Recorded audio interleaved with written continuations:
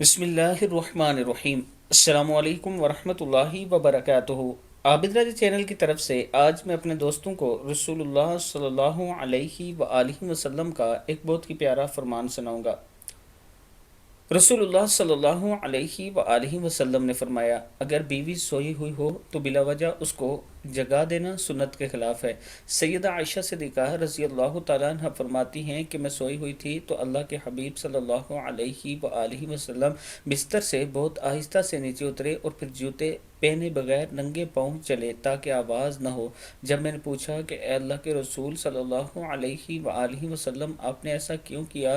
فرمایا، عائشہ تم سو رہی تھی تو میرا جی چاہا کہ تمہاری نیند میں خلل نہ آئے۔